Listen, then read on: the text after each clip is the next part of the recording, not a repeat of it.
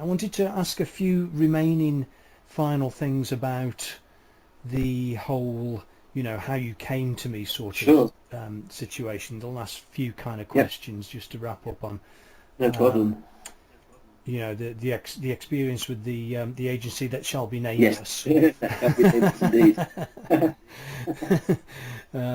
Because I think I shared with you last time that they started advertising to recruit on LinkedIn, which was, I find, sort of Did mention that. Yeah, that's quite ironic, actually. ironically funny kind of situations that they're showing up in. Because I just remember that I got an email from you, basically saying my agency left me broke and I've had this experience and they've taken my money and I'm stuck, sort of Yeah. thing. So just tell me a bit about, did you know my name or who it was that you were looking for specifically? Actually, What was going on when you sat? What was going on in? What was your perspective of when you realised that it hadn't worked out with the agency that should be nameless and that you needed somebody else's help? to be honest with you, after we finished with the company, I'd all but given up, really. To be honest with you, I Mm, literally had mm, given up any hope of using Google. It didn't. I mean, I understood it at a basic level, but not enough to actually do it myself. And so, yeah. I suppose many months down the road, I can't remember how I came across him, but I think it was through an email campaign. Actually, I heard of a guy called Perry Marshall. In fact, it was Mm, actually through Eric's tips. And I was going through Eric's tips, and he talked about PPC one day, one of his lessons, and one of his mm. recommendations was to go and check out Perry Marshall. So checked out Perry Right, Marshall, right. had a little look around, and I thought, oh, it sounds quite interesting. I wonder who he'd recommend, considering he appears Mm, to be the expert in the area. And I got in contact with their support. They recommended two people. One was yourself, based in the UK, and the other mm-hmm. one was an Australian guy. That Mike was Rhodes, well, yeah. I thought his name was Mike. Yep. And Yep. I decided to. I mean, I didn't really know what the outcome was going to be. I thought, well, Mm, see what happens. I thought, yeah. It was really interesting though, the sort of subject line, uh, which is to say you really put your cards on the table straight with the subject line, which is my agency left me broke. oh, but And that made me sit up and I'm thinking, well, yeah, I do hear of people's bad experiences with agencies a yeah, lot, and have done for over the years. But this was a very blunt way of putting it, yeah. which made it kind of made me smile a bit, but also think, oh my God, what's going on here, sort of thing. So, It's quite funny, but just off the top of my head, actually. But I wasn't I really wasn't. that's clearly how you felt. Yeah, it's clearly exactly. So you wrote it exactly as you felt Yes, it. I mean, I wrote that email and exactly how I felt at the time, Mm, and mm, I mean, at that time I was looking for help, really. I mean, I still am looking for help, and I think mm, I got in touch with a few people. Some people would come back and say, well, we'll do this, we'll do that, and of course other marketing mm. agencies started to respond, and I was like, well, I don't really trust any of the marketing agencies at the No, moment. you've already tried that route and had Yeah, disappointments. So that's right. yeah.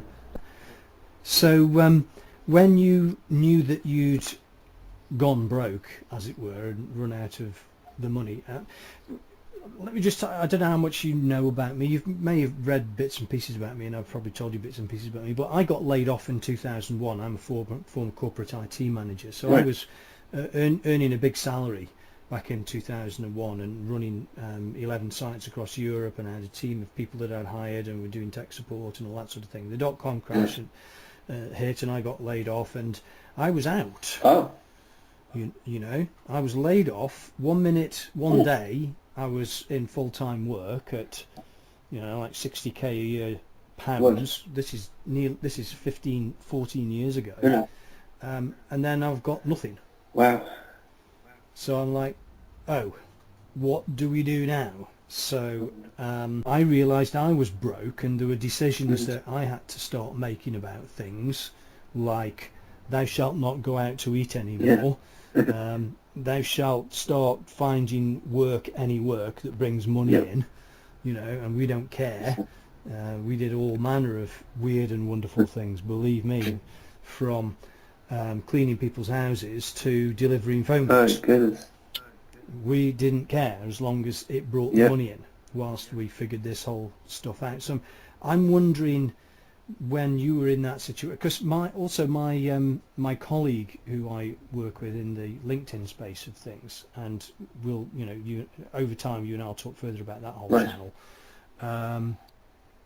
He described almost a similar, but in some ways worse, situation that he personally had also experienced, in that he was doing something in the leisure and entertainment industry, Uh-huh. and he'd had to put some money up front to make something happen, and it went. Somebody got. I won't, without him having specifically given me permission to name names. I won't say anything other than that there was somebody who was going to do something didn't, because they got injured, Right. and the whole thing. So it was a complete accident and could never have been foreseen, and the whole thing got the plug pulled on it, and my colleague was out of a big amount of Oh money and had to lay people off God.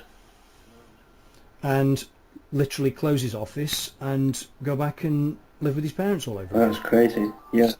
So these are some of the outcomes of things that can happen when something goes completely dreadfully wrong. And I don't get the impression that it was as seriously bad for you in that situation. But I'm just wondering, once you'd run into this Yep. situation, I got no more click money to spend. What the heck am I going to do now? Well, How did you feel about it from a personal viewpoint, and what was it going to do to you professionally and so forth? Because you've got to try and keep your business you going, do, right? and the problem is, I'll be straight up. I mean, I was on benefits for years, if I'm honest. Oh my Right? God! Um, I was on benefits for it must have been at least 3 years, three, 4 Wow! years, I think it was. Yeah, I'm glad I asked this question, because I had no yeah. idea of the No, kind of. So you uh, really relate. You really yeah, relate I've to certainly this, been through right? a rough time.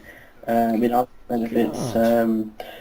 and from there on in, I did, various like office jobs. I hated office jobs actually. Eventually got a Yeah, job at the yeah. job centre. Ironically enough, they were hiring at the time. God, I got a story about that maybe another time, but yeah, yeah. Oh Then I managed man. to get a job at the job centre. That came to an end just before I started my qualification as a hypnotherapist. And then from there on in, Right. it's been a variety of different jobs. But then Yeah. there was a strong conviction from me that I wouldn't go back into full-time employment. I kind of refused to go down the agency route because Mm. I was determined and focused, um, and kind of believed myself I would be able to pull this off, have a successful Mm. business. Wow. Well, you Yeah. certainly have turned it Along the way, around. as you know. Yeah, yeah. And but then it must have been to have this money put aside to do this stuff, and then for it to just go and nothing's Right, come out of it. because That must have been a heck of a blow, because you're like, shoot, I've been in this awful situation before, before that's it. and it's like that all Because the over money I again. got from the money I earned during my contract, because it's a fixed term contract at the job centre, basically paid for the PPC campaign, Oh, I right? see. So Right. the I earned Yeah. there, obviously went into an ISA, invested to do, you do all the things you're supposed to do with the money, and I'd Wow. reinvested all of that into the PPC campaign because, I mean, part of my thought process was, well, this is going to work, let's go for it, Yeah. let's not Yeah. mess around, these guys are Mm. experts, they know what they're doing, let's Mm. just go for it, and, we've got to make it happen. Yeah. Yeah. I had the right intention, like they said, I felt, Oh, take yeah. action, Yeah. Yeah. be active if you like, and it's just Yeah. unfortunate that that was probably the wrong application in that case. Well, it's all unknowing. I mean, you're only making the best decisions you can on the data that you've got at the That's it. time. Um, there isn't any question in my mind that although people are often sort of ready, willing, and able to trade time to learn stuff and, sweat equity as people describe it, and getting into something that they've got to figure out, and they don't have the money to buy a fast solution. They've got to invest the time rather than anything else, which is typically then in the learning thing. Nevertheless, that you can't avoid the situation of having to spend money on something. And I was just recounting, I think, to I can't remember who it was I told the story. I think it was my colleague the other day. But what happened to me was, in my IT and telecoms consulting that I was doing when I got laid off, that was one of the things that I turned to and built a website and tried to figure out SEO and stuff like that. PPC came along, Adwords came along. This was in 2003. And I tried it and couldn't make it work and wasted money on it, and had to give up on it for a while. And this is why one of the questions that I ask people to ask agencies, or whether or I ask agencies or whatever, is, well, have you spent your own money doing this stuff? Because that's an important question. Because if you have, then you treat it as much more serious than if it's somebody else's money. Because it's yours. Right. And you're putting it on the line. But what happened to me was I got an IT consulting client out of my sort of putting myself out, and he paid me a sum of money, a piece of which I then invested in Perry Marshall's material. Oh, I see. In 2004, I bought his definitive guide to Google AdWords, which wasn't a big amount of money, but given that I had none. That is coaching program, isn't it? That was his ebook. Yeah. Yeah, his early ebook, and it was a monster of a thing. It was hundreds of pages long. I printed it out and devoured it, and it was that got me into understanding some of the basic principles of the whole thing. But I had to take that money and buy this thing and invest in it and sit down and learn it and practice it, and again put more of my own money into clicks to experiment with this stuff. God. So that's how that all started off back in like 2004. Wow. And I got, because I'm an engineering geeky type, this is kind of my thing that I relate to. Right. So it started to make sense, and I could bring it under control. Yep. And then I got better at it, and then I could start advertising, and I started getting clients, and it all went from there. Yeah, but when you go through that crash to begin with, I mean, it's really terrible for how you feel about yourself. Oh, it is. Yes. Yeah, it is. I think your self-worth really crashes, because you feel as though you've been and Jesus, you see yourself doing stuff like you were just saying about doing jobs that you hated doing, and I used to think, well, I'm doing this thing and I'm getting paid a ridiculously small amount of money for it. What the hell am I doing? Yeah, here? that's right. Yeah. And I expect you felt the same Oh, way. it was just mind-numbingly boring, really. Data entry and office work, and I'm not really well suited to that environment, because I'm more entrepreneurial in that respect. I like to have control. And I'm not the kind of person that likes to be constricted or contained.